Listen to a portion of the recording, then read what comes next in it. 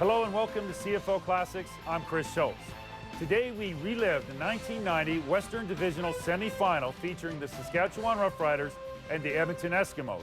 This was a big revenge game for the Eskimos as Saskatchewan had eliminated them the previous year in 1989 Western Final. The biggest strength for Edmonton in 1990 was a stellar offense led by Tracy Ham. The Eskimos scored an average of 34 points per game during the 18-game regular season. Still, both teams had lost their last game of the season, so momentum would not be a factor heading into this one. It's cold, it's snowy, it's the Western semifinal between Saskatchewan and Edmonton. Edmonton Eskimos finished the season 10-8 in second place in the West. Saskatchewan 9-9 in third, the same record they had last year when they went on to win the Grey Cup. And under less than ideal weather conditions, John Gregory's Roughriders will try to duplicate that feat, and they'll start right now. The game is underway. Gizmo Williams has a problem with the kickoff. Has it now back on his 2-yard line and is hit hard at the 10 and down at the 12 or the 13-yard line. Guys, your thoughts on whether or not one team has an advantage given these weather conditions today? Well, I don't think so, Bob. I think both these teams play in outdoor venues. They know what it's going to be like this time of year. I have to laugh a little bit, though. I'm sure Tracy Ham and Ken Austin, for that matter. Tracy went to Georgia Southern, Ken Austin at Mississippi University. This is something new for both of them. I don't believe that they can think about it, because if it becomes a distraction, it becomes a problem.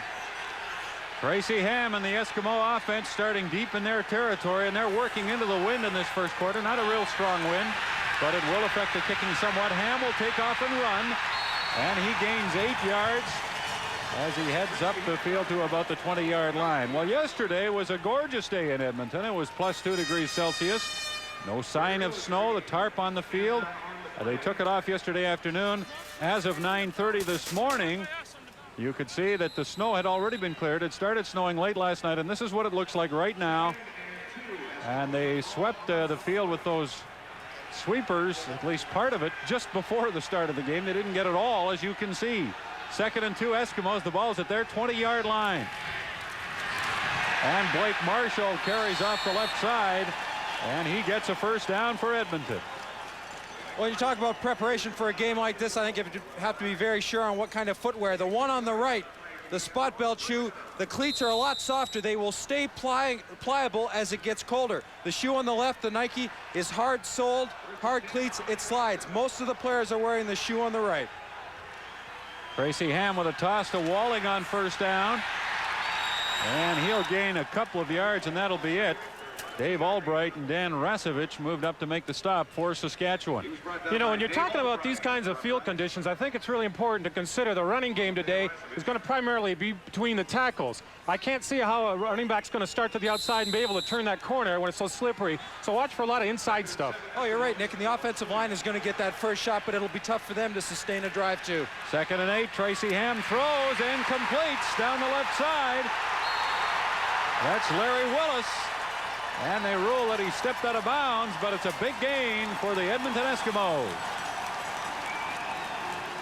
Larry Willis has been hampered by a pulled abdominal muscle, which is maybe one of the reasons he hasn't been as explosive. But when you take the chance of knocking the ball down on an out, the only help you have is downfield, and you'll see it come into play with Glenn Suter. But it's a tough play for him. You either go for the ball and pick it off, or make sure you got a hand on the receiver. Tough call for the officials, too, as to where he went out of bounds. Tracy Ham on first down throws incomplete. And the football is at the Saskatchewan 54-yard line. Well, I think that's going to be most difficult for the defensive linemen on their pass rush is that they just really can't get any traction. Offensive linemen love this kind of a day because you set the defensive lineman real short. Don't let him build any momentum. Yeah. Eskimos 2nd and 10. The football at the 54 of Saskatchewan. They will change the footballs throughout the game to try and get a softer ball in there because they freeze real fast. as does everything else. But I think we saw Brett Williams change. The players can't be concerned about their footwear. When you're in a 3-point stance, the last thing you want to worry about is if you come off hard, will you slip or not? And throwing on 2nd down in a diving effort. And it's incomplete. Diving for the ball was Todd Smith. Keith Wright You see the initial pressure coming on Tracy Hammond. First series here right away. He's rolling to his left. He's rolling to his right, and he's going to try to escape a lot of that pressure coming straight up the field. And once again, those defensive linemen have to run laterally. It's very hard for them to pursue the quarterback. They're going to slip. Ray McAready had the second best punting average in the CFL behind Calgary's Brent Mattich. He'll kick on 3rd and 10. The football at the Saskatchewan 54-yard line. We're just underway. And the Riders are going to get the ball for the first time in the game. The kick bounces to Albert Brown at his 18-yard line, and he can't get any footing, and down he goes.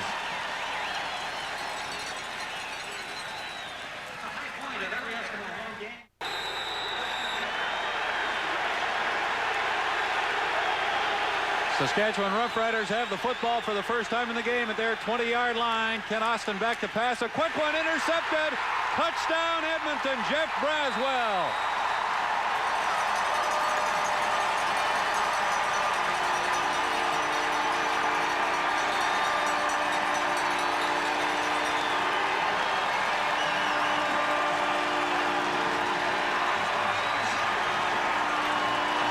Ken Austin reads the hot pattern. 2 steps, he's looking to his left for that slot back to come inside the linebacker, not go to the outside. Braswell steps to the out to possibly get a jam, and he receives an early Christmas gift right there. I mean, I think Ken Austin, you say he reads a hot pattern. I think Jeff Braswell read it equally well. But I want to see what happens with Ken Austin now coming back in the next series and see how he reacts to this early in the game deep in their own end. McAready adds the convert, and the Eskimos have jumped out in front 7-0. And you could see Austin talking to Lucius Floyd after the play, telling him obviously he should have gone inside. Well, in motion, the linebacker will probably spread out a little bit when he sees that running back come. So the running back has to go towards and then work to the inside. That's where the hot pattern is. If he goes around and anticipates anything else, he makes the wrong read and he puts Austin in hot water. And Austin was in hot water. Jeff Braswell saw to that. Interception of 22 yards, return for the touchdown. The 3rd interception this year for Braswell and the Eskimos. Boy, and I'll tell you, getting a lead in weather conditions like this has to be very important. When I heard and listened to players talking the other day from both sides, a word that came up in all conversations, be it special teams, offense, defense, is they all seem to say, we have to make it happen early. Early was a key word in preparation and what they wanted to accomplish.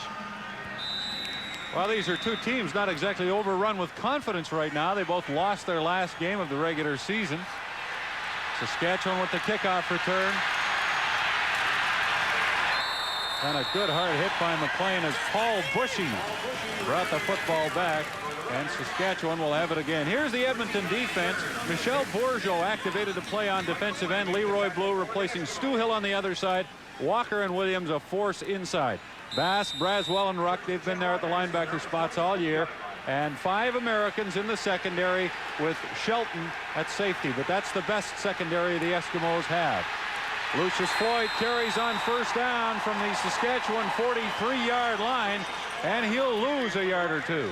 Another good play that time by Jeff Braswell, playing off the blocker, forcing that running back to move laterally on these conditions, waiting for the other pursuit, help from his defensive teammates. And you'll see the halfbacks on any place that go wide, as Mark Mathis did there. They're up tight on first down to begin with. They come up and really take any opportunity of a good play and success by making a good play and making a hit. Ken Austin will work from the shotgun in 2nd and 12. Lots of time. Downfield has Fairholm open, and that's a Saskatchewan first down at the Edmonton 50-yard line. When it was posed the question to Enos Jackson, the other halfback in the Edmonton defense, they said, what kind of receiver is he? Jackson says, well, he's out of position. He's a slot back with the moves and the speed of a wide receiver, and that's what really complements this offense. You got the brute force with Elgard and then the finesse with Fairholm.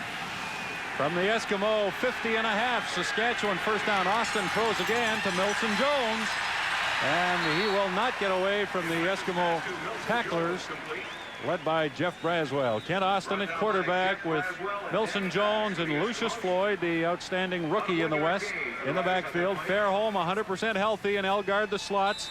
They scare the Eskimos. Narcisse Guy outside, and that veteran offensive line of the Roughriders with 37-year-old Roger Aldag the key to it. 2nd down and 8 Roughriders at the Edmonton 49. Austin one-handed grab on the snap, and he throws for Fairholm. Flag down. Jeff Fairholm has a touchdown.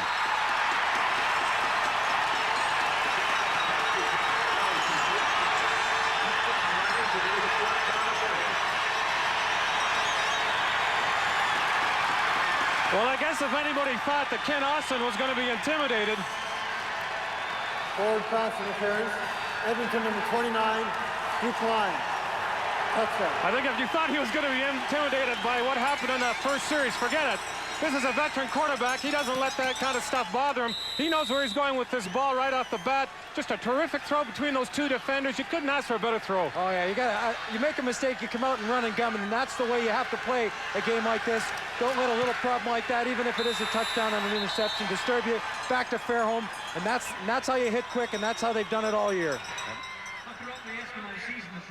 Just over 6 minutes left, opening quarter of the West semifinal. 7-7, Saskatchewan and Edmonton. Eskimos with the ball at their 25-yard line. 1st and 10 after a 38-yard Lazecki punt. Tracy Ham hit screen to Keith Wright, but the ball didn't get there. It bounced before Wright got his hands on it. Tracy Ham hurt last week in Calgary, but looking like he's 100% today with Marshall and Souls in the backfield. We'll also see Walling and Johnstone, Ellison Smith the slots.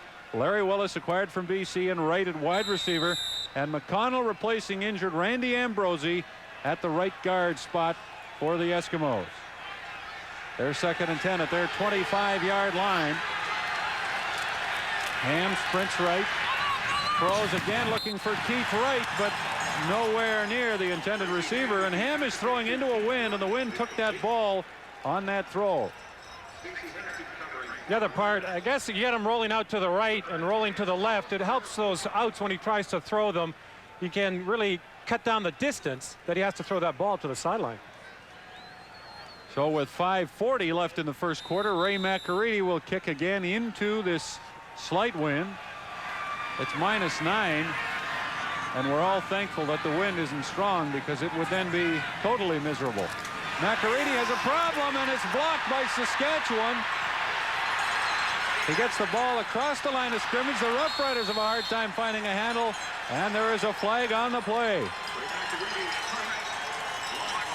Well, the cold weather brings an awful lot of different things, but sometimes when you're sitting back and as a punter and the ball comes low, his hands have got to be a little bit cold, and Hoffman comes in from the right side. Goes for where the ball's going to be, makes a pretty good effort.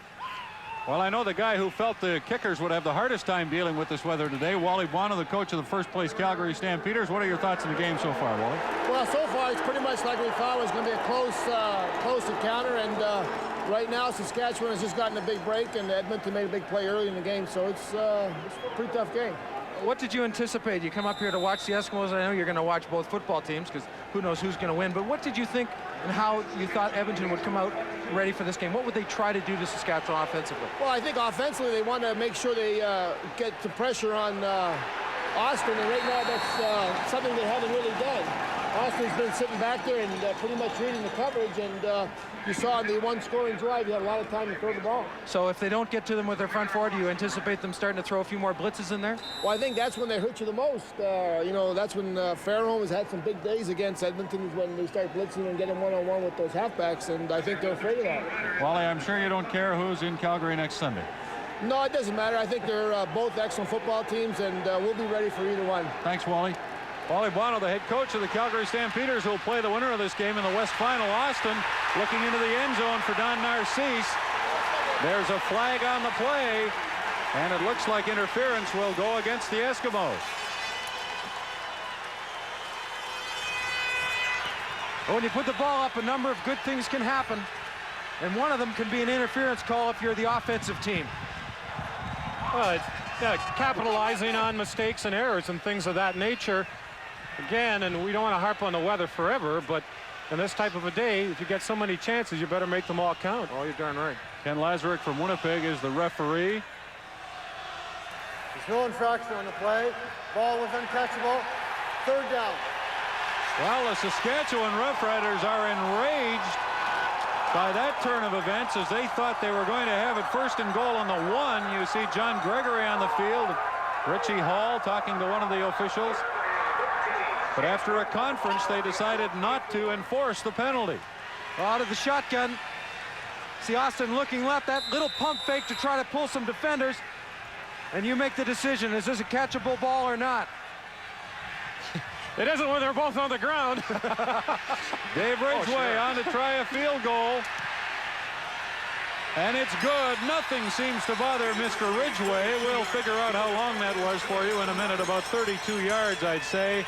And Saskatchewan has taken the lead thanks to the man they call Robo Kicker, who was a cool 59 out of 72 this year. That's just 82% in his field goal tries. You see that referee stayed away till John Gregory calmed down.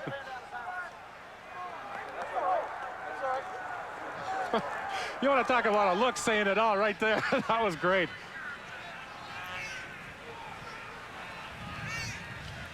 So the Roughriders have taken the lead with 4:11 left in the first quarter. Dave Ridgway seemingly unbothered by anything. Tracy Ham and the Edmonton offense with Blake Marshall carrying off the left side. Flags come down after Marshall was grabbed by a host of Roughriders. Then a flag came down.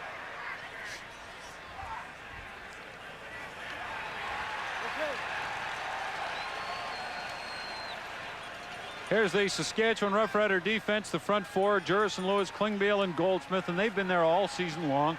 Albright's been in and out of the lineup. They're happy to have him today. Eddie Lowe and Dan Rasevich, who's had a terrific year at the outside spots and the secondary. And again, that's a group that has been there for the entire season. Albert Brown missed one game. You're right, they are glad to have Albright back in. He broke his arm last year and had a plate put in. The plate has been removed, but that arm has given him problems in the last couple weeks. He sat out last week. He says he's ready to go before the game. He said he's from California, but this cold weather doesn't bother him. Also missed a number of early games with a toe problem. Tracy Ham throws deep on first down, and it's no good. Just about a long connection for Tracy Ham. But Tracy Ham, took an awful long time to throw that ball. But as we said, they were going to go deep at least 8 times this game, test the secondary of the Roughriders, and they feel that's where they can get some success. And Lewis giving Tracy Ham a little earhole job there at the end, letting them know I'm around. Ham had something to say to Keith Wright, too, as he came back to the huddle. 2nd and 10 Eskimos. The ball is at their 51-yard line.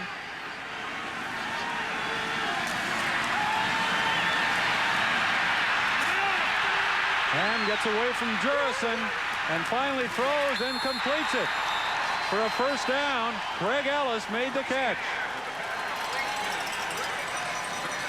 Well, I think we mentioned at the start of the program here that it's critical for these guys to stay squared up to on their pass rush lanes.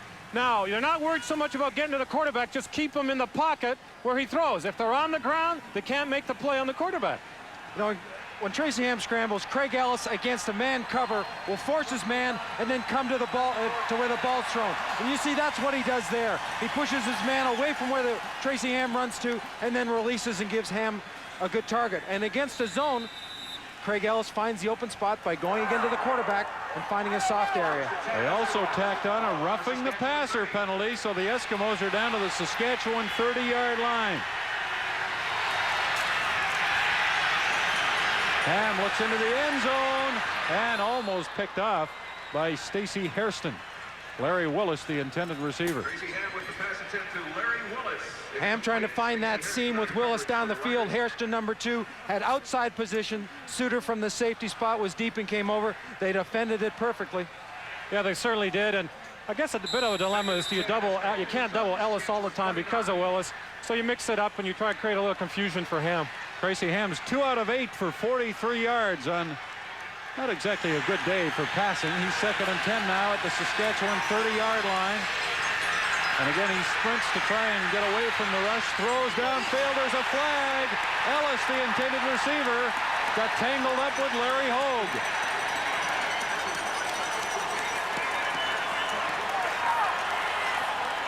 Well, you talk about the blitz. Saskatchewan came up. Here comes Ellis across the field.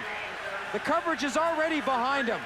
Hogue tries to make a play. He goes and tries to accelerate, and they get their feet tangled. Holt didn't get any help that time from Glenn Suter, who came up on the line, tried to blitz the quarterback and try to contain Tracy Ham. He got knocked down. Tracy Ham escaped to the outside. Eskimos on the Saskatchewan 10-yard line with the interference penalty. Ham pumps a couple of times. Now he just dumps it off. Scholes, touchdown.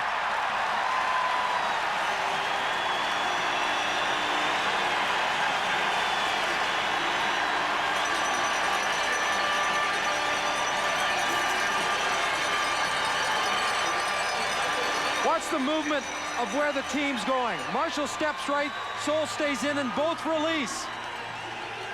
Tracy Ham sees nothing to one side. When the linebacker doesn't come to Michael Souls, he just finds the area, just sort of waffles out there and waits, and if there's an opportunity. And sure enough, Marshall stays in and blocks, and Souls gets himself a touchdown.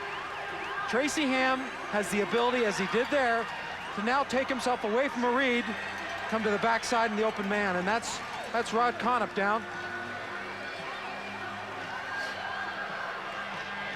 Right from the snap, Marshall steps up, he helps out on Klingbeil. Nothing there. Don't try to force it, and instead of running, get it to someone who's paid to run the football, and that's Michael Souls. One of the things that's really helped so far also is that, again, they're forcing those defensive linemen to run laterally. They seal him off to that side. Tracy Ham just escapes out the backside, buys some time. Ray McErady will attempt the convert. And he makes it, so with 1:49 left in the first quarter, it's 14-10 Edmonton over Saskatchewan. That was a 6-play, 75-yard drive, aided by 2 Saskatchewan penalties, one for roughing, one for interference. Saskatchewan, the least penalized team in the CFL this season. How do you figure all this scoring in these weather conditions? Offense has that much of an advantage? Well, you said earlier, you know, the receivers and running backs, they know where they're going, and it's very difficult for the defenders once it gets started running one way to stop and come back on a guy. So you've got to factor that into what's happening. And both coaches said to us yesterday, and of course it was a lot nicer yesterday, there wasn't any snow on the ground, but it was still kind of chilly, and both thought that combined scores would be somewhere between 50 and 60 points. So I think both coaches understand that the weapons on the side of the offensive teams, and that they can both light it up, and regardless of whether there's a little snow on the ground, I don't think it much matters. Well, at this rate, there'll be over 100 points scored. That's hard to imagine, but who knows? Here's Albert Brown having a hard time with the kickoff. Now he has it. A flag comes down, and so does Brown at the Saskatchewan 32-yard line. Albert Brown returning that kickoff for the... And you know, John Gregory is wondering why all the calls are going against his team. So the Riders lose 10 yards, and they're back at their 21-yard line, 1st and 10.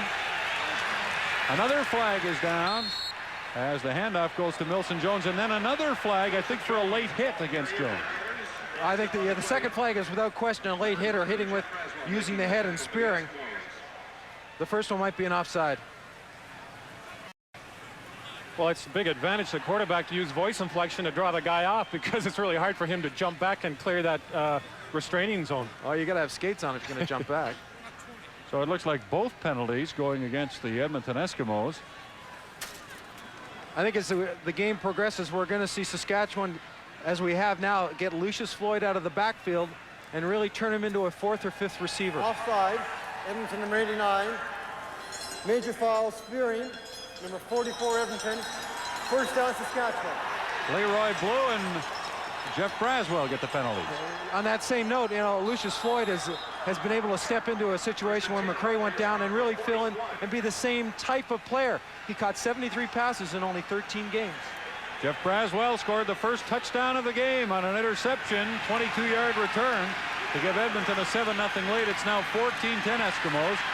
And here's Ken Austin throwing down the seam for Fairholm, who almost made a one-handed catch. Well, they seem to be really intent on working the seams against the Edmonton secondary and really moving that ball down the field. And I think that's been a bit of a Saskatchewan Roughrider trademark, as they really like to throw to those slot backs in the seams down the field as opposed to using their wide receivers. Although you got to admit, Don Narcisse has had over 1,000 yards this year and done it in a very quiet fashion. Well, yeah, those are two guys, both Mark Guy and Narcisse. You can't forget about them. Riders 2nd and 10. The football's at their 41-yard line. A lot of Saskatchewan fans here as Austin took too long. He was changing the play, moving people around, but it took him too long to get it done.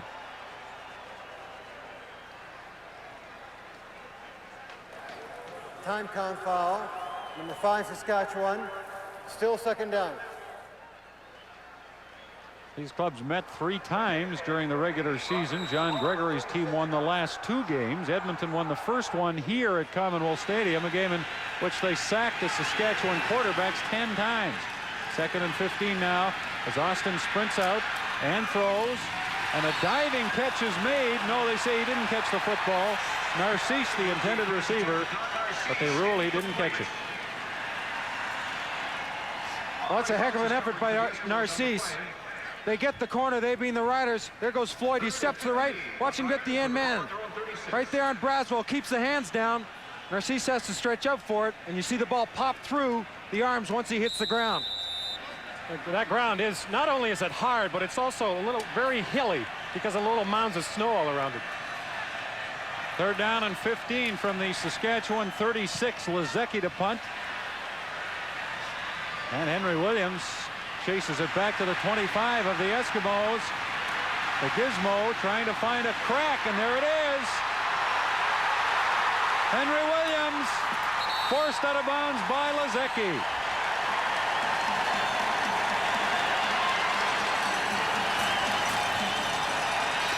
You know, John Gregory yesterday described him probably the best possible way when he described both Albert Brown's abilities and Henry Williams. He says, if you give them a bit, they'll take a lot. You know, I thought this would be the great equalizer today, that these kind of conditions would take away a little bit from Gizmo's returns and make them more concerned about just catching the ball and getting what they can, but he's still got a pretty good game. And no one told him. That was a 37-yard return. I wonder how long it might have been on a good field because he was not able to cut left there, or maybe he could have taken it further. Walling carries on 1st down, and Eddie Lowe is right there to meet him, and that play ends a wide open, action-packed first quarter. Eskimos leading by 4.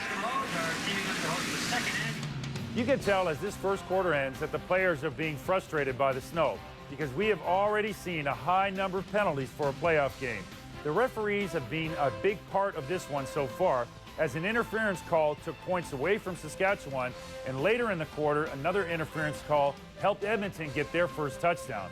But of all the circumstances in this game, the biggest was Jeff Braswell's interception for a touchdown off of Kent Austin's first pass of the game. That one will mean everything by the time it's all said and done. The second quarter is coming up after the break. We're all smothered in snow here at Commonwealth, but we have some football game going. A minute into the second quarter, the Saskatchewan Roughriders, 1st and 10 from their 22-yard line. Milson Jones carrying, and he has a gain of 6, maybe 7. Milson Jones had a personal best for yards rushing this year of 765, and Kent Austin was the number 2 rated quarterback in the CFL behind Tracy Ham. Well, part of the Rough Rider game plan is anytime that they're going to send the 3 receivers to the wide field and then try to run back in the short field because the Edmonton secondary rotates away. There's one less man over there to help make the play. The football is actually nosing the 30. 2nd down and between 3 and 4. Jones has it again. Milson Jones.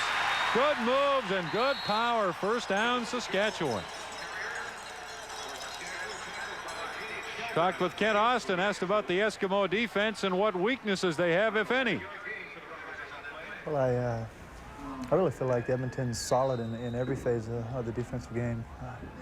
They've got a good front, pressure the quarterback to play the run real well. They've got good linebackers to pursue the ball. Danny Bass is the key to their linebacking core. He makes great checks on the line of scrimmage. He reads pass routes. He reads formations well. And their secondary covers well. They got 2 really good corners and good halfbacks and solid safety. So there's really, I don't think there's any one part of their defense that you can exploit offensively. Kent Austin working the running game right now. Milson Jones carried again and picked up 6 more yards. That's 3 in a row, and I think we're seeing Milson Jones, who does this very well. He stays under control when he hits the line of scrimmage. He doesn't figure that he has to pop through there going 100 miles an hour, but he does figure that he hits in there. If he is under control, he can use those quick feet to his advantage and make a cut, whether it's back or to the hole. 2nd down and 5, Roughriders. Austin throws, wide open Elgard. Ray Elgard still on his feet to the Eskimo 50-yard line, and down there by Shelton. Well, I've been watching Ray Elgard, and he's doing a lot of running right at the defensive back. He bumps into him, tries to knock him back and create some separation between he and the defender, and then he either just slides off either to the outside or the inside, depending where the defender is, picking up big yards. And you know, he does this as well as anybody else. He's got a great little explosion of pump with his arms when he goes to break off in a cut, which does give defenders a hard time. This is Milson Jones putting his head down and driving forward. Hitting about Milson Jones' weight again yesterday. He's listed at about 230, but that's not nearly what Milson weighs. Well, regardless of what he weighs, he hits in there. He's a load to stop, as the defenders of Edmonton know, but it's his feet. You know, I'll go back. He's got great feet. And like you mentioned earlier, he keeps them underneath him, under control underneath him on a slippery field. He's about 245, reliable sources inform us. Second down and 5. Austin releases to Floyd over the middle, but he's grabbed right away and will be just a little bit short of the first down. Danny Bass there to make the play. You heard Ken Austin say how Danny Bass can be the key to this defense. He really is a student of this game. He makes the reads and then steps up. He studies films. He knows what tendencies are when people line up, when he sees certain motions. You know, not only is it physical, but he understands as your career goes on, you have to be smarter than the next guy. And that's why he plays so well. Well, you do. The other reason is you have to be smarter. You have to work on your techniques and fundamentals more, because let's face it, as you get older, your physical skills deteriorate to some extent. You get a step slower, so you have to make up for that in some other way. John Gregory has decided to send in some blocking strength and go for it on third down, and less than a yard. The ball at the Edmonton 41-yard line. We're 4 minutes into the second quarter at Commonwealth Stadium. The Eskimos lead the Roughriders 14-10. And you can see the offensive linemen digging in. They want to get that advantage. Austin keeps it himself. He slips as he tried to drive forward. There's a flag on the play. It looked like Austin got far enough to get the first down, but the Eskimos were offside anyway. Like a couple of bulls in there. You see them scraping the snow away. The offensive linemen, they're just snorting away, getting good footing so they can get that good surge. Offside, Edmonton, first down Saskatchewan. Nick, you've played in weather like this. What's the most difficult thing for an offensive lineman on a day like this? Well, again, trying to get some push on those defensive linemen on the running game. Now, you like it because it's harder for them to pass rush, but you really can't get any sustained foot movement to push them back off the line. First down Riders with a penalty. They fake the draw. Austin to Narcisse, complete. He's cut down, but he's deep into Edmonton territory at the 18-yard line.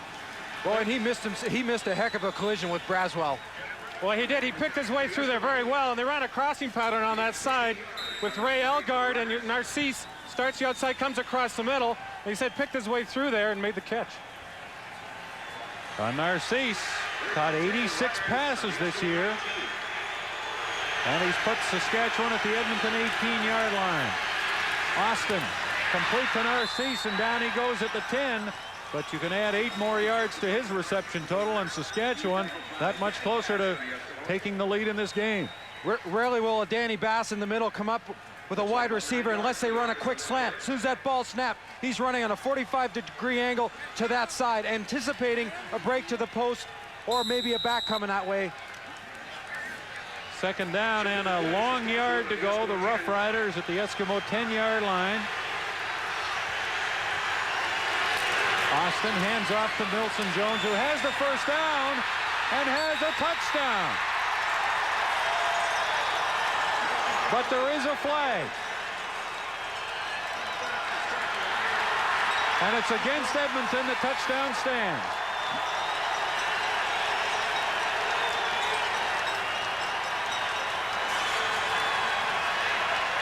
The critical thing here, the most important thing, is that look at Milson Jones's shoulders. They're squared to the line of scrimmage. On this type of field, that's very important because you have to be able to make a cut in either direction so you don't commit to one side or the other. Those square shoulders helps him to take it up the field. The convert is added by Dave Ridgway, and Saskatchewan has taken the lead 17-14. Molson and CFN proud to bring you the best of Canadian football.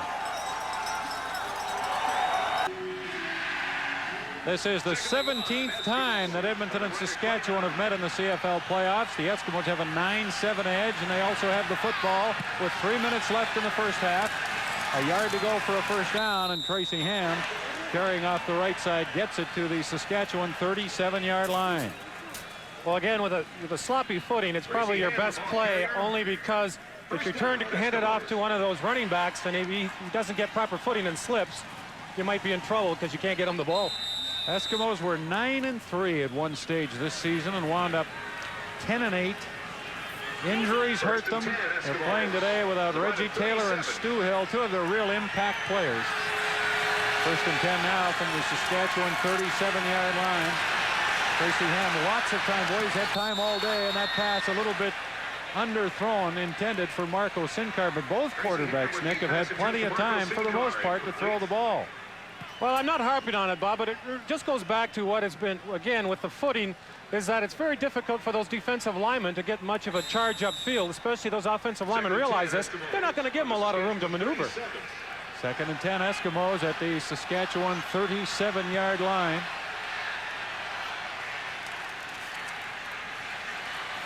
Ham finds Marshall wide open. He's tripped up inside the 25. He'll be 2 yards away, it looks like, from a first down. Well, right now the Eskimos are having a little bit of success. We saw them going downtown a little earlier in the game. Having a little bit of success right now, just dumping that pass off to their backs. Both quarterbacks have been fairly successful. 2 interceptions against Austin, but 124 yards to 106 for Tracy Ham, who has been hurt by drop passes by his receivers. Ray McAreedy is on to try a field goal, and this will be a 36-yard attempt. And if he makes it, he'll tie the game. But it stays wide right. Albert Brown in the end zone, thinking about bringing it out, and gets it out to the 1-yard line. 1:57 left in the first half, and Albert Brown brought that wide field goal attempt out, and I'm not sure about the wisdom of that move, although that point, I suppose, could be important somewhere down the road. Well, it can be. My concern is that you're on the 1-yard line. You're going against the wind. There's just under 2 minutes left in the first half. So you've got to do something with that football right now. You've got to get a couple first downs, and if nothing else, move it so that you can be in better position to kick it and improve your field position for your defense. Well, you never want to give away points, but normally that would have been conceded, that single. The Riders at their 1-yard line. There's the toss to Lucius Floyd as flags come down, and Floyd has a gain of 2. Danny Bass again led the tacklers. There is a penalty flag, and it's a procedure call against Saskatchewan. Edmonton will likely decline. 1:53 left in the first half. John Gregory, Saskatchewan Roughriders with a 3-point lead, 17-14. Legal procedure. Saskatchewan number 32 decline. Second down. Gregory is actually worried, Nick, about all the talk about the Eskimos and the turmoil and problems they had. He thinks it might serve to rally them together and fire them up. Sure, give them a reason to pull together. Who knows what goes on in that locker room. Austin and the Riders, second down and 8 from their 3-yard line.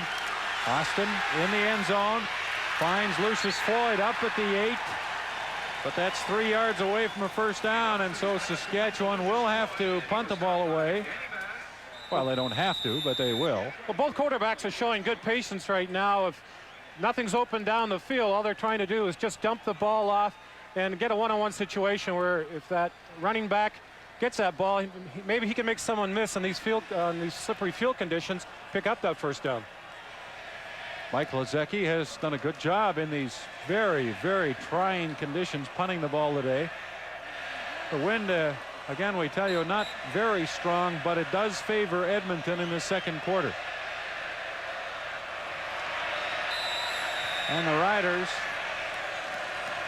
with 1:34 left in the first half, will punt and will watch it from the end zone.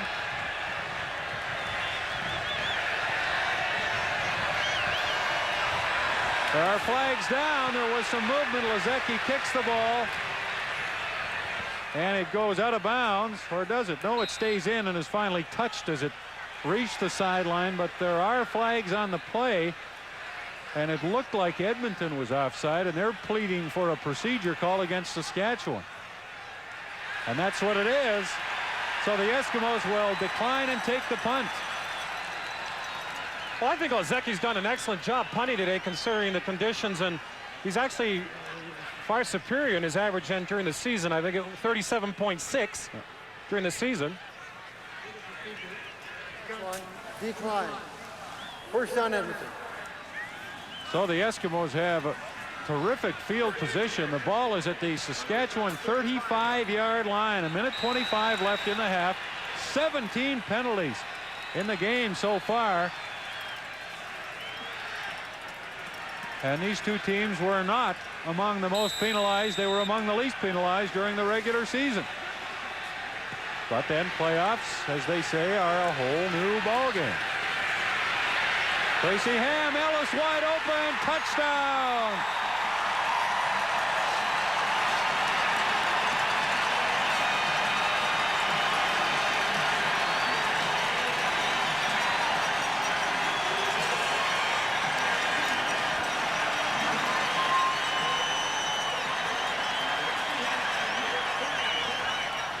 Well, I think it's fairly obvious to see how wide open Craig Ellis was that this is a blown coverage.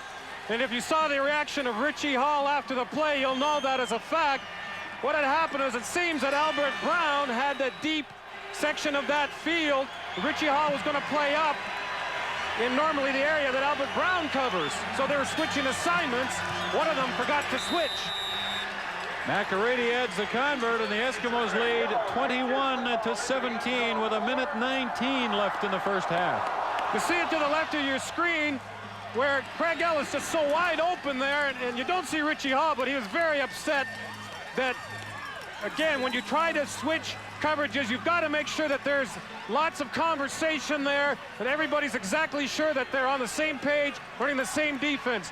This is a, really, Saskatchewan can say it's a cheap touchdown, but those things happen when you don't communicate and you're not sure the defense. Tracy Ham doesn't often run the length of the field to congratulate anybody on a touchdown, but again, it's playoff time and emotions are at their peak.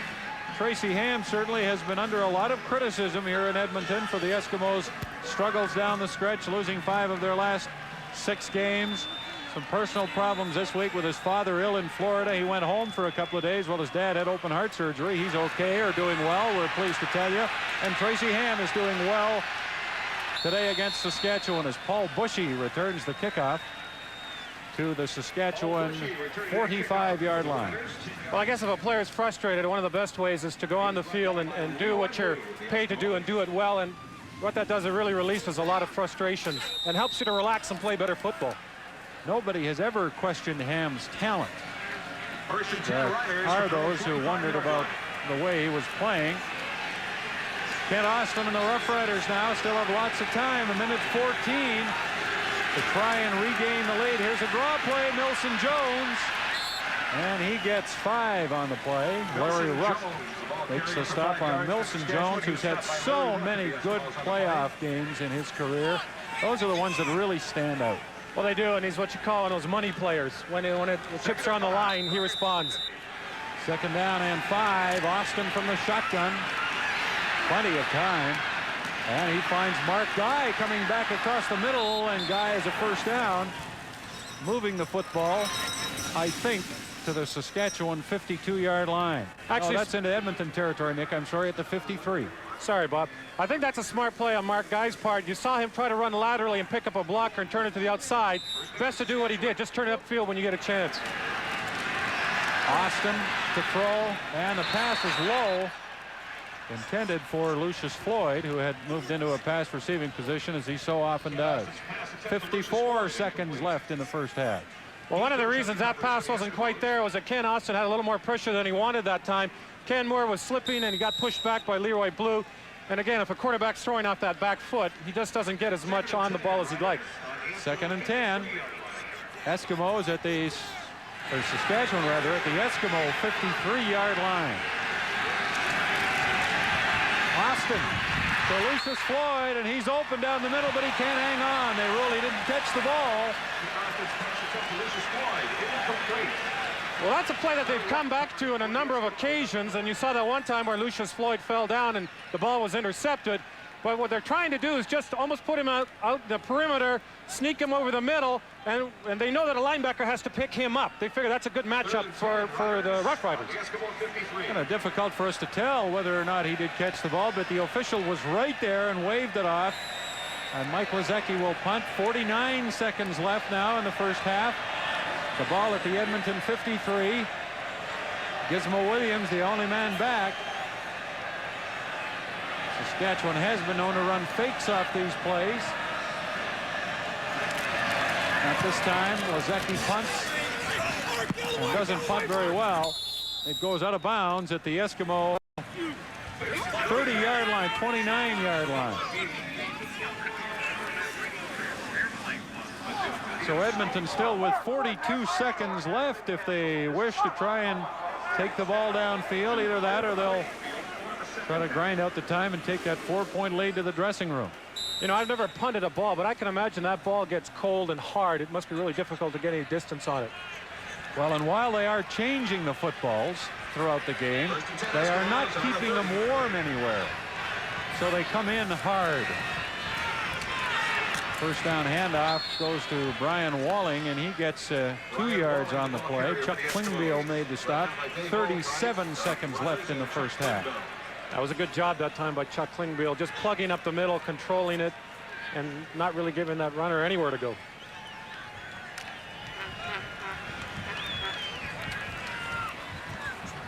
Second and 8, Eskimos. Ball on the 32. Bit of a delay. One of the officials was way down in the Edmonton end zone for some reason. Now time is whistled in. Tracy Ham on 2nd and 8. And he fakes the handoff, and he'll keep it himself. Tracy Ham spinning and diving ahead for a first down for the Eskimos. 26 seconds left in the half. And Ham is up to the Edmonton 45-yard line. Well, this is a thing that made Tracy Ham a legend in college. But the old option play, he fakes the option, keeps it himself, just turns it up the field. And it's really a safe play. You don't have to hand the ball off to anyone in bad weather conditions. Ham will throw now. Releasing out of the backfield is big Blake Marshall, and he gains 7. 15 seconds left in the half. Well, the Roughriders are going to just drop off in coverage and make sure that everything happens in front of them. They come up and make the play. But the Eskimos might take a timeout here and try to get 2 plays organized and get within field goal range. Here's a draw play to Walling.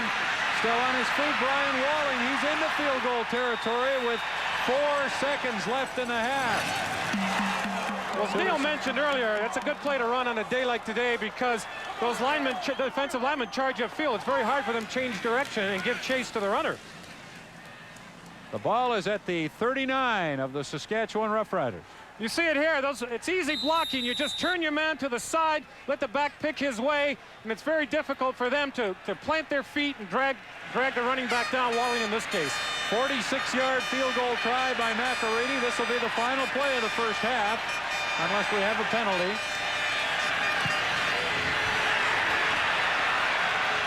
And it's short. Albert Brown will run it out. And down he goes at the 7-yard line. And so the Eskimos will have to be content with a 4-point halftime lead, 21-17 over Saskatchewan. Nick, are you surprised at all the scoring, given the weather conditions? I guess I'd have to be, because normally you'd anticipate it being a low-scoring affair. First team to make a mistake is going to be the one that might end up on the short end of the score. Ray McAready does not have the leg strength of David Ridgway. That is no secret, and that kick was just a little bit too much for him to handle. Tracy Ham had an excellent first half. Number of passes dropped, but his Edmonton Eskimos have a 4-point lead over Saskatchewan. At halftime of the 1990 Western semifinal, Edmonton leads by 4. The field conditions have become an offensive advantage, but the one weapon we have yet to see is Tracy Ham as a running back. On this type of surface, a quarterback of Ham's mobility is very dangerous and could make the difference in the game. But watch for Milson Jones to run a little magic of his own early in the third. The third quarter is coming up after this. -9 was the temperature at game time. I can guarantee you it is not a lot warmer than that right now. And it's been snowing since just before the start of the game. And there's no sign of that letting up. Bushy has a lot of trouble with that kickoff. Finally picks it up and then finds some room. This is Paul Bushy, and he's inside the Edmonton 50-yard line. Paul Bushy returning that kickoff. So Saskatchewan has very good field position at the 49 of the Eskimos. Milson Jones to the 40 and close to the 39. Almost a 10-yard run for Milson Jones.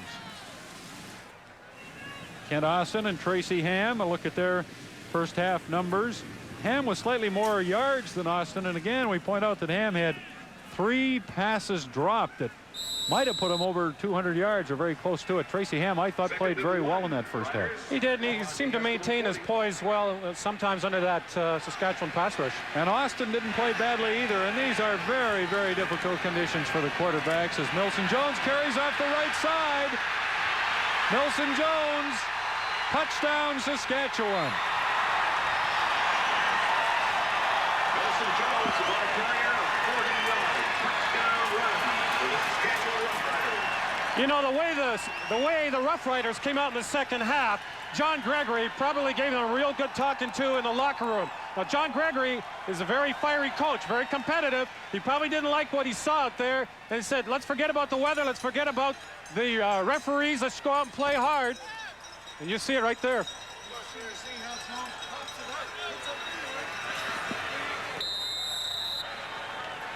Well, you know, Milson Jones, we talked about his power and his quick feet, and there you see the deceptive speed that he has. He got outside and he put it into high gear, and into the end zone he goes. Ridgway with the convert, and Saskatchewan has regained the lead 24-21 over the Edmonton Eskimos. That score coming 1 minute and 4 seconds into the second half. They made it look pretty easy. They started off with real good field position. That certainly helped. You talked earlier about John Gregory being hot at the end of the first half. I'll tell you what, hot doesn't describe it. He must have warmed them fellas up real quick, because I think what he was upset with was the referees. But, you know, you got to play by the referees, and I think he understands that. And the way you do it is the plays like Milson Jones just produced right there. Pretty good numbers. Well, he said he's a money guy, and as you said, great numbers, and he just seems to rise to these occasions. Loves to play in a pressure situation. And he makes great adjustments running with the football. That was a 40-yard touchdown run by Milson Jones. Ridgway's kickoff is bounced down to the Edmonton 40-yard line. And it's returned across center field by Chris Johnstone to the Saskatchewan 52-yard line. You know, these really are deplorable conditions in which to play a football game, but what a game these two teams are giving us. Oh, it's not that bad out there.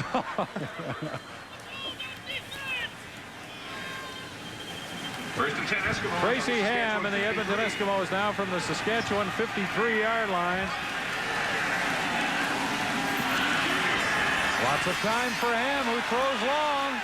And it's no good. Albert Brown with the coverage on Keith Wright. Well, they wanted to start bombs away at the start of the football game, and obviously at the start of the second half, it's the same thing. Now, I thought both teams might try and settle down and work a ball control type of offense down the field. Well, obviously, I'm wrong. Well, the game has gone back and forth. Craig Ellis heading out to the left with Keith Wright.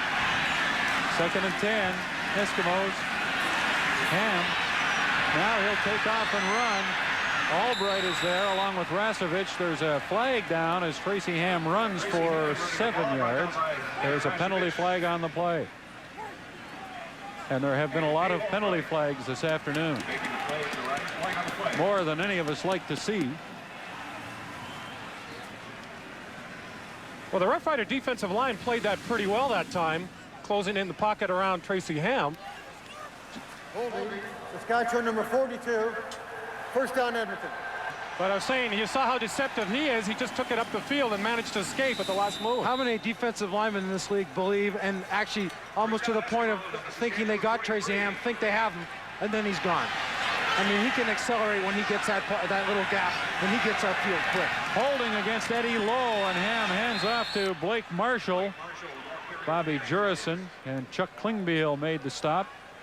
Marshall picked up close to 5 yards. Chuck Klingbeil, the outstanding defensive player in last year's Saskatchewan Grey Cup victory. The Eskimos that time lined up 4 receivers to the left and gave the ball to Marshall. They're really trying to get Saskatchewan to commit to that side and catch him unawares. And this is the area of the football field, according to the facts and stats, that Ham likes to go to Ellis if he throws the ball. 2nd and 5 from the 37, and Ham hands off to Brian Walling. He's across the 35 of Saskatchewan, close to the 34, and about a yard away from a first down. And the Eskimos will send in some blocking power. They will not attempt a field goal from here. When you're a yard away or inside, you go for it. The Elephants are in that short yardage situation. Also interesting to note that the Eskimos started Ellis and Smith at the slots, and Marco Sincar has been in for the majority of the latter part of the second half and is in there now when the regular offensive sets in. 3rd down in the yard, Eskimos. Saskatchewan 35, and off the left side, Blake Marshall has the yard and 2 or 3 more. Michael Scholes with the football and not Blake Marshall. Well, again, running between the tackles, just trying to get a seam. And those offensive linemen, a lot of the times, what they're going to do is they're going to take extra splits and just create a hole naturally by splitting those defenders out, making each man cover a little more territory. Eskimos trailing by 3. 1st and 10, Saskatchewan 30. Tracy Ham, and finally he will be stopped after maybe a gain of half a yard. Gary Lewis, Albright, and Goldsmith all there to make the stop. Tracy Ham is all quarterbacks with his style stretch defenses. Klingbeil makes his penetration, then tries to get laterally, and you want to talk about slugging it out. Look, check the pants out. I mean, there's blood everywhere on the guy. I like the fact he's got bare arms. There's a defensive lineman there. That's a tough guy. That's a psych job there. I'm not cold. I wonder whose blood that is. Well, I think it's his. Klingbeil doesn't care. I'll guarantee you that. Wide open is Keith Wright, and that's a first down for the Eskimos. Albert Brown playing way off Keith Wright, and he has a first down inside the Saskatchewan 20-yard line. Well, and the opportunity as a quarterback, there's different reads. This read takes Tracy Ham to the 3rd receiver to that side. He's out in the flat, wide open. Albert Brown can't show Wright that much respect. You see my favorite action in the middle of the line here. Rod Knopp's doing a good job, just not giving him any room, getting those hands up inside, not letting him get a push on him. From the 18-yard line, 1st and 10. Walling with a little dump off from Tracy Ham, and what hitting on that play as Walling picks up 4 yards that he paid a price for. Seems to be for both teams that the Canadian running backs are really coming to the fore and basically just running between the tackles and taking those little control passes over the middle. But you know, the other thing is, if Saskatchewan continues to drop their linebackers that deep as they did in the first half, they'll dump the ball to Scholes, Marshall, and Walling. I mean, why not? They're going to catch it at 6 or 7 yards, and maybe break a tackle and get more. Walling actually got to the 10, so it's 2nd down and 3 Eskimos from the Saskatchewan 10. Hand off to Marshall, and he's into the 5, and that's a first down for the Eskimos, who led the CFL this year in average yards offense per game, 428 yards per game. You know, Neil, further to what you're saying, I think the other thing with that is that once you force that defense to react to what you're doing, you're starting to control the tempo of the game, or starting to control what kind of defenses you want to see to make the other team go out of what they're doing or what they like to do. Eskimos down by 3, have a chance to regain the lead. 1st and goal, Saskatchewan 6. Ham completes it to the 2-yard line. Brian Walling, who's been quite a factor in this game, and Joe Farragelli told us yesterday if we have a running back who's going to be a factor, it'll be Brian Walling. Isn't that the truth? Boy, he's run the ball well. Walling's 3rd back out to the wide side of the field, which means he's either picked up by a linebacker or the safety. Suter has to respect the offensive set and then move late on Walling. That's a tough coverage for him. As you see, if Walling doesn't slip, he's in the end zone. That's a tough situation to cover. Good point. Walling comes out of the game. Michael Souls goes in. Blake Marshall's in there as well. 2nd and goal from the 2-yard line. Ham hands off on the right side. Blake Marshall has a touchdown. There is a flag on the play, though.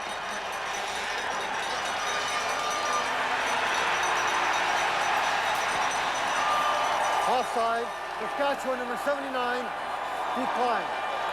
Touchdown. Describe it how you like. It's pretty basic, isn't it? Well, it is, and the idea is you send the 2 big backs up either side, so that doesn't really let the defense key which side you're going. Quarterback will just turn it to the back that he wants, and most cases with Edmonton, I think it's going to be Blake Marshall in that area. And the ideal situation, if the offensive line, the backs do their job, there's one man and it's a defensive back. I'll take the running back in that situation. McArady adds the convert. 28-24 Eskimos. You're watching Molson Canadian Football Network.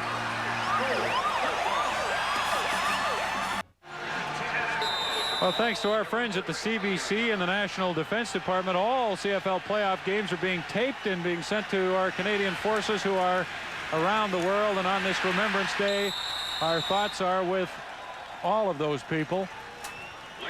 As we are at Commonwealth Stadium in Edmonton, 4:21 left in the 3rd quarter, and a 1-point game in the West Division semifinal. And how'd you like to have to make a call on this one now as to who's going to win? How could you have the faintest idea? You couldn't. 2nd down and 9, Eskimos at their 36-yard line. Tracy Ham throws. Good catch by Todd Smith, who dropped one earlier. He comes up with a big grab there. Well, David Albright out of the middle has to come out in that coverage. Richie Hall, you just saw his feet take off. He comes on a blitz to that side of the field, which puts the onus and the pressure on David Albright to get to that area quickly and take that hot pass away. We talked about picking up the blitz and what the defense is going to do. Tracy Ham read it and threw it to the right guy. That's exactly it. And a lot of times you see a middle linebacker in that situation start to cheat over that way a little bit, knowing that that's where they're most vulnerable. Marco Sinkar comes into the game for Smith. 1st and 10 Eskimos at their 45-yard line. The toss to Walling, gets away from the first rider. Goldsmith makes contact, but Walling is across the 50, close to the 51, about a 6-yard advancement. Boy, the hits on a day like this, too, they hurt just a little bit more, don't they? Well, you can get some pretty good pops when you hear them. Look at Eddie Lowe up the field, how quickly he turns the play back inside. I think he wanted to make the tackle, but he does turn Walling back in to where his other 11 buddies make the play. 2nd down and 4. Eskimos from their 51-yard line. Ham, Walling wide open. He's to the Saskatchewan 50, to the 45. Brian Walling. All the way to the 15.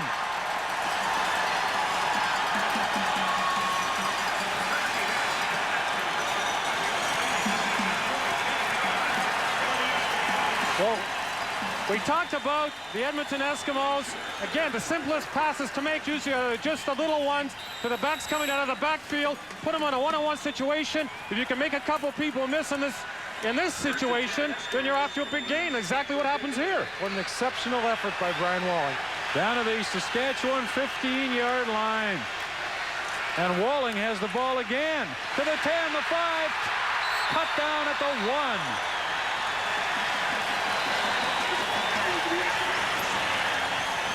Eskimos set the formation, and they have 3 receivers to the wide side of the field.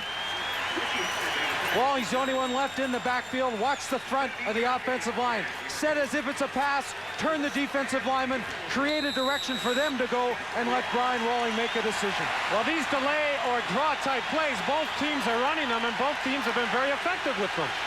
1st and goal, Eskimos. Brian Walling won't get to finish it off. He's out of the game. Blake Marshall gets that job, and he's into the end zone, but there's a flag on the play.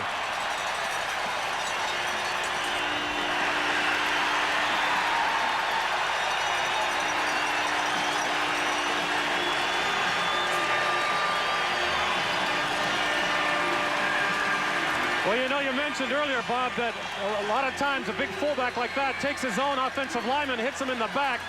Chris Johnstone in that particular situation, I guarantee you tomorrow he's going to have a nice bruise in the middle of his back. Tell you what, in short yardage, don't be standing around near the goal line. You better put your head down and get yourself in the end zone or block somebody, or you're going to get knocked down. That's right. Either you're against me, you're helping me, or if you're in the way, it doesn't matter. I'm going to take you out of there.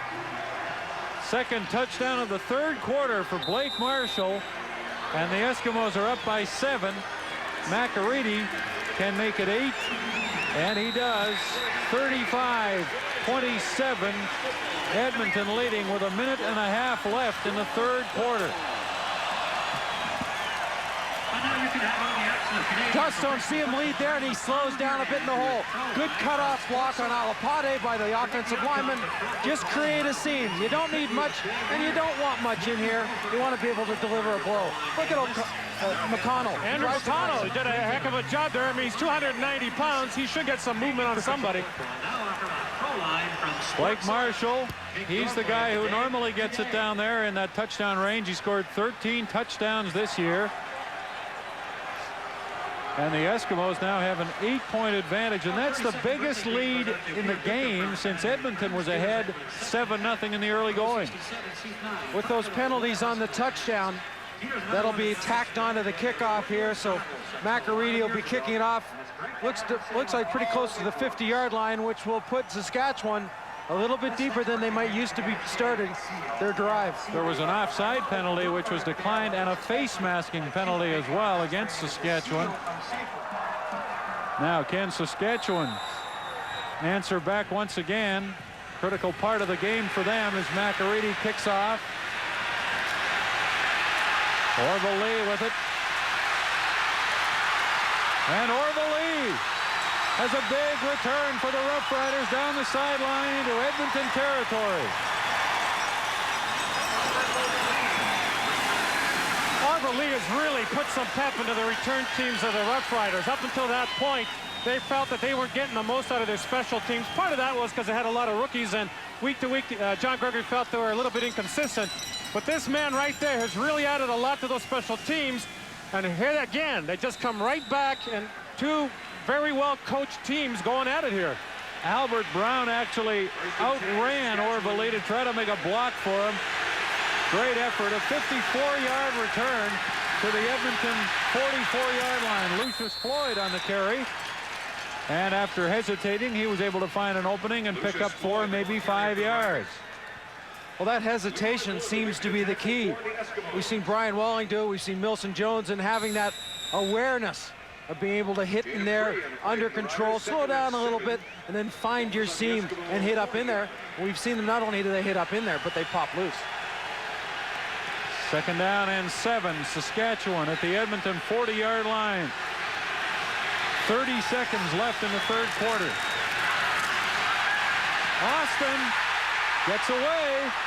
Oh, he looked like he was done, and now almost has it picked off.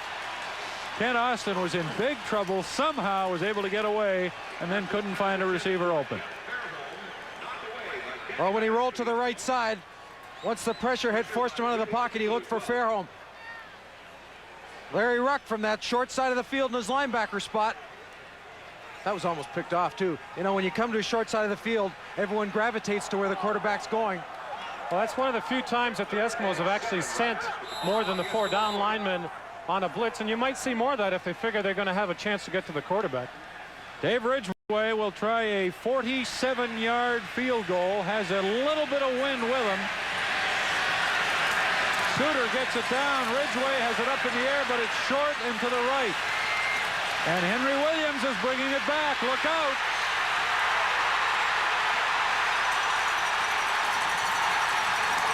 Ridgway cuts down the gizmo. And that play ends the third quarter at Commonwealth Stadium. 2 Blake Marshall touchdowns allowed Edmonton to maintain its 8-point lead as we get set for the fourth quarter. All Edmonton needs is one more major, and they will move on to the Western Final. It's also time for the defense to step up and control the fourth quarter. 62 points have been scored so far, and by now, the defensive linemen linebackers and secondary should have adjusted to the snow and ice. This playoff game will not be decided by the kickers. It will be decided by a touchdown or a big defensive play. Let's see what unfolds in the fourth. A big return by Henry Williams on a wide field goal try by Dave Ridgway has put the Edmonton Eskimos in good position at center field to start the fourth quarter. They're ahead by 8 points. Tracy Ham fakes the toss, and he throws long, intending it for Keith Wright, and Albert Brown had the best shot at it down at the 5-yard line. Albert Brown had good position that time, running on the outside of the receiver, and what that does, it enables him to look back just like the receiver can to see when that ball's in the air and then make his break for the football. And not affected by the play action that Tracy Ham taking the sweep to Walling. Saskatchewan is 1-9 this season when they are trailing in the fourth quarter, going into the fourth quarter. Wide open is Keith Wright on second down, and he has it down to the Saskatchewan 36-yard line. Again, Albert Brown was way off the wide receiver, Keith Wright. Now, I understand that Albert Brown is concerned because the play before, Keith Wright took him deep, and he doesn't want to get beat deep. But one thing that he has to do, if at all possible, is when he comes out of his back pedal, makes a break on the ball, he has to get there in a hurry. He's giving too much of a cushion. Eskimos. Boy, they could really take charge if they can take it in here. Handoff through the middle. Blake Marshall carrying, and he'll have 4, maybe 5 yards.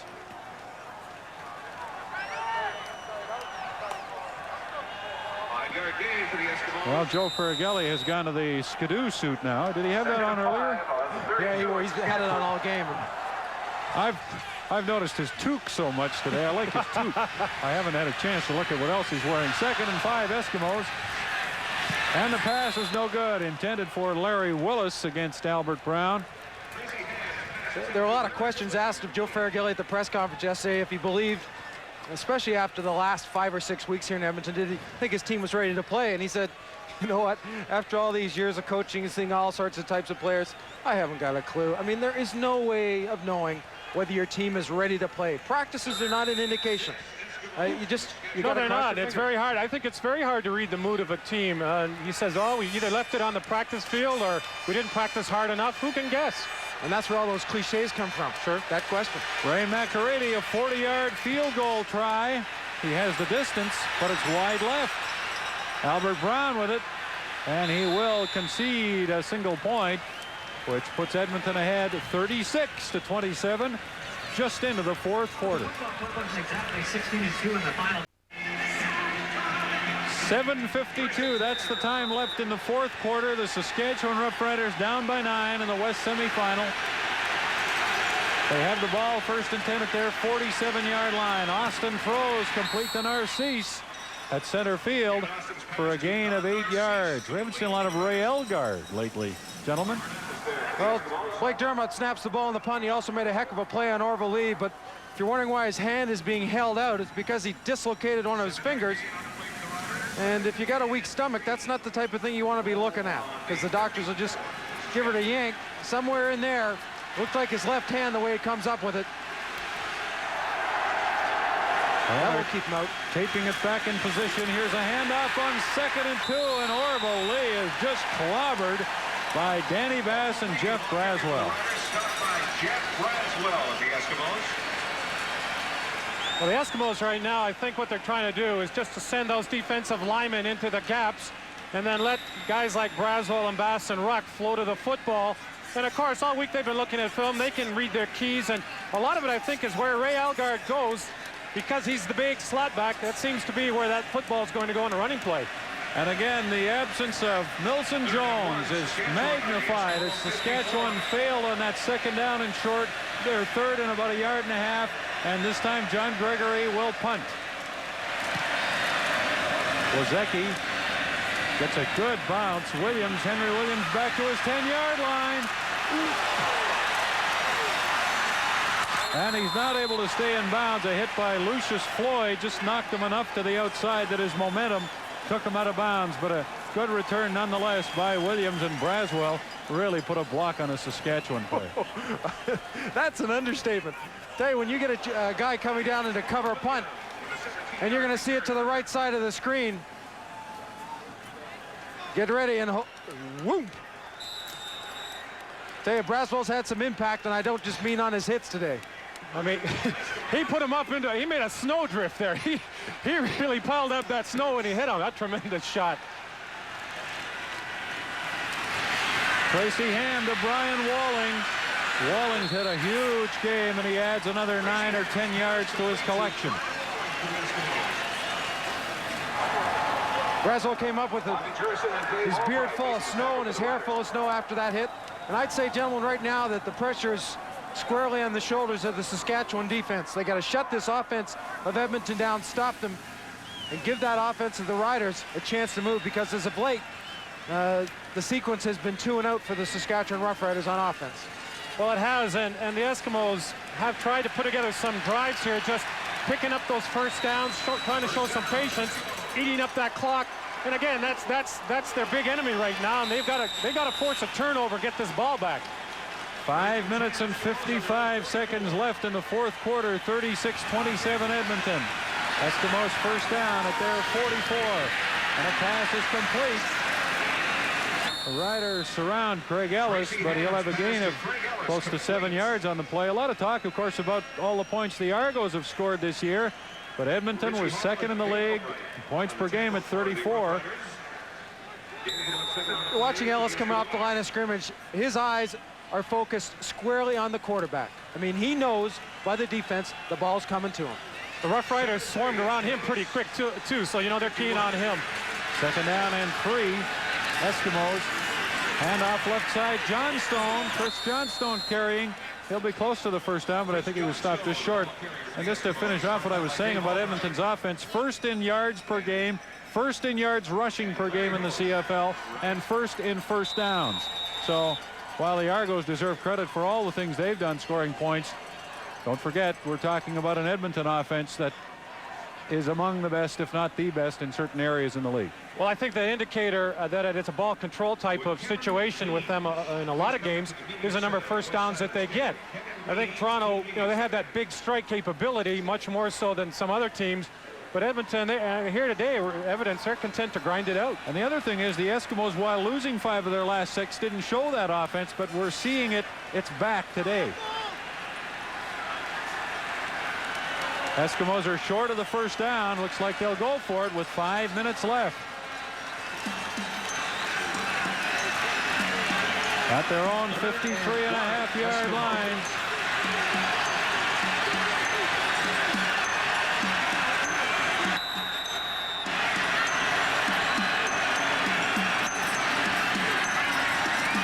Tracy Ham with a little help from behind, and he looks like he has the first down.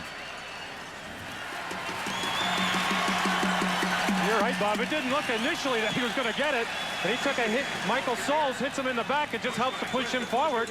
Inadvertently or not, apparently it's got them what they needed. Just pile it up in there, and the last person pushing wins. So the Eskimos get to run some more time off that clock. 4:20 left, and it's running. And Edmonton first down at center field.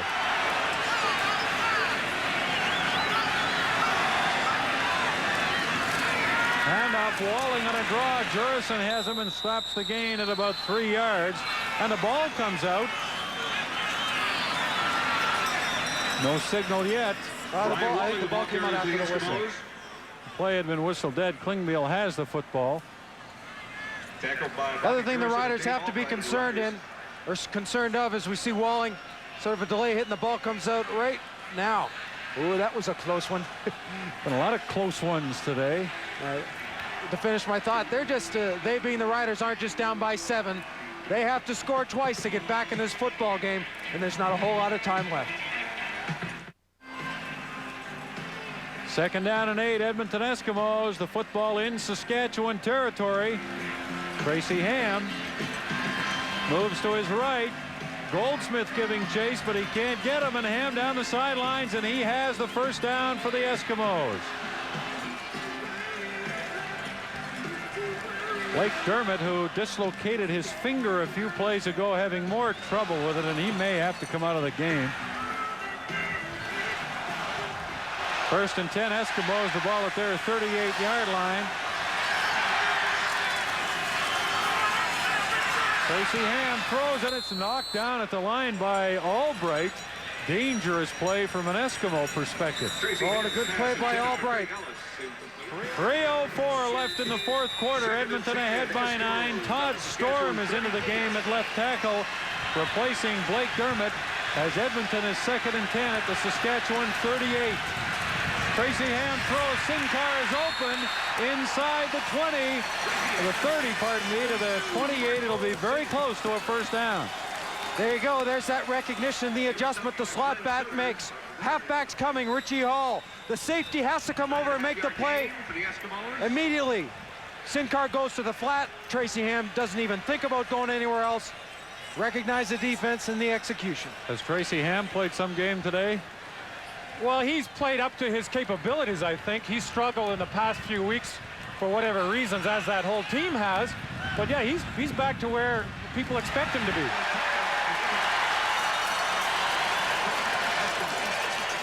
Well, the Eskimos have lost their last 2 home playoff games, 1988 to BC, last year to Saskatchewan. Today they're trying to change that trend, and it looks like they might. 2 minutes, 40 seconds left. Eskimos first down at the Saskatchewan 28-yard line. And a fake to Souls, and boy, did the Riders ever buy it, and Ham's down inside the 15.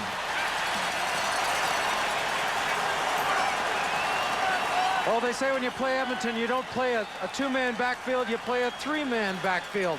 There are plays designed in this offensive book for the Eskimos for Tracy Ham to tuck it and go. Well, see, what they've done is most of the game they've been working between the tackles. Now, later in the game when they need those first downs, the only guy that they're going to go outside with is Tracy Ham. He doesn't have to make any pitch, toss, or handoff. Keep it yourself and run. He's got the capability. From the Saskatchewan 14, 1st and 10 Eskimos.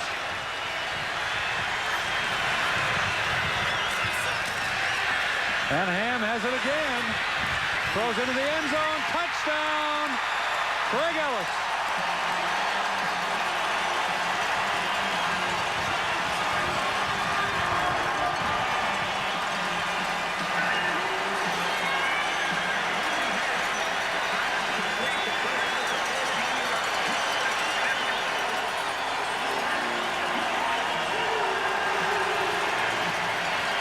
Watch the action here to Marshall. He hits up inside, and Ham just plays off a tackler, and Ellis gets the jump.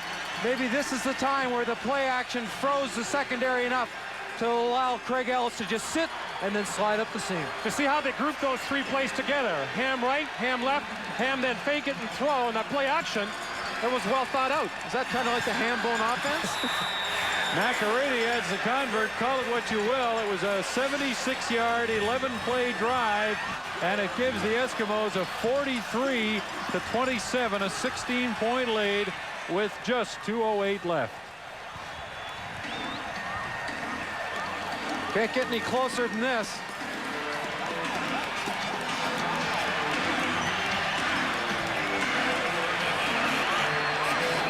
You see Craig Ellis, he's kind of loose off the line to make everybody think that it's a running play and he doesn't want to block anyone. And then he takes off, gets the separation that he needs, and makes a play. And you saw Hairston just to his one side there. Hairston had to make a decision, and when he did step up, when Ellis was standing and waiting, Ellis sort of releases up. Hairston, tough for him to make the right move. Well, sure it is. It's a good bit of play acting. That's what it is. And this is sweet redemption for Tracy Ham, who last year in the West Final against Saskatchewan was heavily criticized for his role in the Eskimos' loss. And what a game he's played today, as John Gregory's Saskatchewan Roughriders have 2 minutes and 8 seconds left to try and pull a rabbit out of the hat. Orville Lee with the kickoff return is tripped up at the Rider 40-yard line.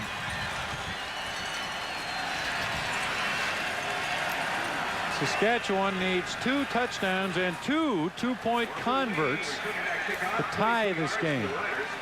Is that a tall order or not? Well, they have a lot of offensive power. First and 10, Saskatchewan. We'll see if they can do it. Austin will work from the shotgun.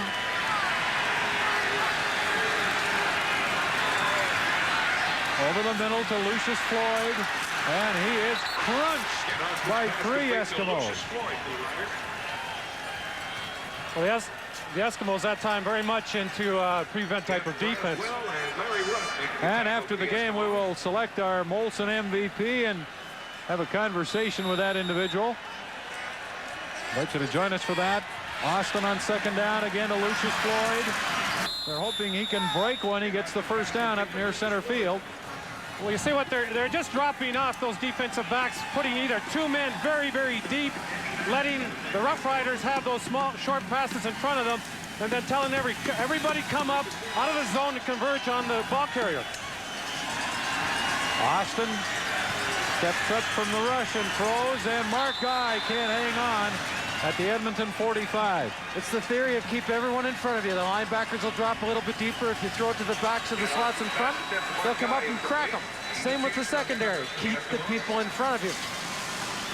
That's why most teams will play that. They like to play that zone defense. When you play a zone, you can see everything in front of you develop. Man-to-man is not as easy. 1:38 left. 2nd and 10, Saskatchewan at the Edmonton. Actually, it's at the Saskatchewan 54-yard line. As Austin dumps it off to Orville, and Braswell hits him right on the spot. Lee will gain 5 yards. It'll leave Saskatchewan in a 3rd and 6 situation. Jeff Braswell, Danny Bass, and Michelle. 1:32 to go. Stopping him for the Eskimos. As the Eskimos begin to celebrate, they think they have it under control, and they certainly appear to. Austin to Orville Lee. He gets the first down for Saskatchewan. And is inside the Eskimo 40 to the 38 with 1:20 left. 17-yard gain for the Riders. First down. Walling, who came out of the game a little bit earlier with a banged up knee. And if things go the way he wants it to, he won't have to test that knee again today. Kent Austin. And again, a short stuff to Orville Lee, who waits for a block from Lucius Floyd. Danny Bass and Braswell make the tackle. Lee gains about 8 or 9 yards, but the Riders need the ball in the end zone, and they need it there right now if they're to have any chance of coming back. And they're not going to get the ball in the end zone right now by dumping it off to the backs. 2nd down and a couple. Austin. And he's sacked. Kent Austin is sacked. And the ball is loose. Saskatchewan, I think, got it back. Or did Edmonton get it? No, Saskatchewan got it back. And in this pile of snow and people, Kent Austin is holding his right knee. 58 seconds left on the clock now. Edmonton leading 43-27. John Gregory's club came on strong after a 9-9 finish in '89 to win the Grey Cup. And they were expecting to have a better year this year than 9-9. John Gregory told us at the start of the year he thought they could win around 12 games, but they're 9-9 again. And it looks like they will not be able to duplicate their playoff success of last year. Well, the defensive line of the Eskimos know it's carte blanche right now. They just come up and are going after the quarterback in a passing situation. And Austin will feel the pressure and try to slide up, but you're going to see him bent around here. Twisted back. You see how the body and the legs are underneath. It's almost like a sandwich under Bourgeot in that right knee. You can see he grabbed for it right away. That's right, Neil. When you get your knee torqued like that, it's just not meant to do that. While Joe Ferragelli, like many of the Eskimos, has been under a lot of heat here in Edmonton. They've called for his firing at the end of this season, some of the reporters, among other things. Joe just sort of sloughs that stuff off. He outwardly doesn't seem bothered by it, but it has to hurt a little bit inside, I would think. But he's getting some satisfaction out of this, I would suspect. Well, I think if anyone knows the capabilities of his football team, it's the head coach and the assistant coaches. And I think, like you say, he sloughed off of the comments of maybe Joe Ferragelli should retire now and back down. But it's got to hurt you a little bit. Well, I think part of that is he downplays the importance of those types of things to take some pressure off the players. He doesn't want them worrying about that kind of stuff. they got enough to worry about between those, white lines. So he doesn't want them to be concerned about those other types of things. Don't let anybody, players read newspapers and watch TV and listen to the radio. They hear those things. And distractions are generally not a motivator, but they are a deterrent. They hurt teams. They don't get you motivated. They get you distracted. Jeff Bentram rushed into activity here as Austin looks to be seriously hurt. Bentram throws, and it's no good. There's a flag down. The pass intended for Elgard, who couldn't hang on. There is a penalty flag with 42 seconds left, and Kent Austin in pain. It's going to be an interference penalty against Edmonton. Or no, maybe it's not interference. We'll see. I thought Ken Lazarick indicated interference. We'll get a better idea now. Major foul, unnecessary roughness, 44 Edmonton. First down, Saskatchewan. I mentioned earlier how Braswell is running out to try to jam the slot backs. All he did was run out and try to, you see him come in here late, get a push on Elgard to push him to the outside. I don't know where they get roughness out of that. Well, maybe Braswell did something to Narcisse at the end of that play as Bentram throws and completes to Mark Guy to the Eskimo 18-yard line. 36 seconds left. Well, you hate to see any type of, you hate injuries to players at any time, but especially at the last minute, the end of the last game of the year for the Roughriders. Second down, Riders. They're at the Edmonton 18. Bentram to Lucius Floyd, and he's down to the 12. That's a first down. And again, these plays are advancing Saskatchewan down the field, but there's only 29 seconds left in the game. And John Gregory has a somewhat resigned look. Bentram, the pass behind Don Narcisse at the 7-yard line. 22 seconds left now. Eskimos lead by 16, 43-27.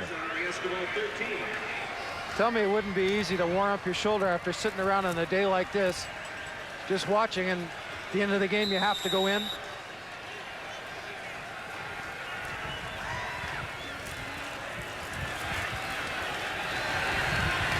Austin has an ankle and a knee injury as Bentram tries to put Saskatchewan in the end zone on second down. He throws it deep in there, and it's no good.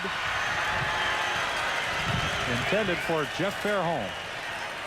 Well, the Eskimos right now, they're not going to give him any of those outside patterns where he can catch the ball deep or run out of bounds. They're going to try to funnel everything into the middle where all the pursuit comes and the help that they need.